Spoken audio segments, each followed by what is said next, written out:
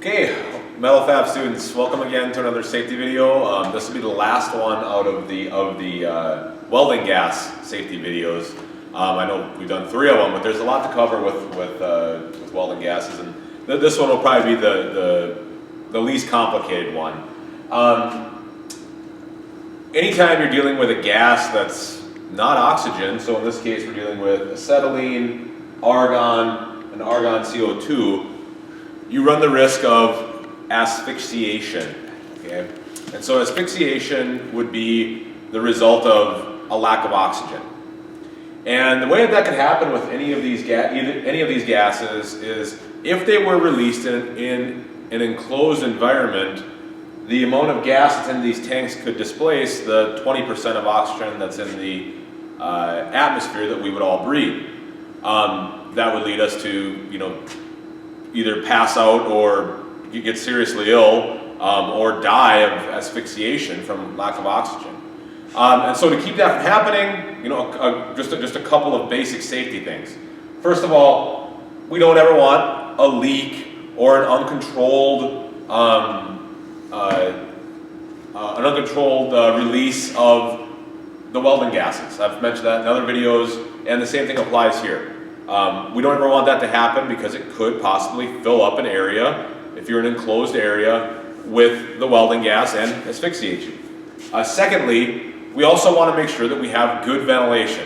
Now, in the video, I've been back in the metal shop and I have this huge hood over this welding table. This whole hood's purpose is to pull out all of the bad stuff from welding. And we haven't talked about ventilation for welding yet because we haven't really gotten into the welding processes. But we have constant ventilation in the welding room when we're welding. We also have another ventilation system over here for the plasma cutter.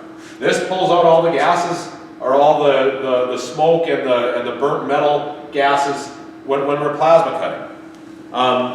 In the welding booths back here, we've also got this ductwork, which is for pulling out the gases from welding. So when you're welding, inside especially, you need to have a way of removing those gases. And so removing those gases usually takes care of the risk of asphyxiation from any of these other gases.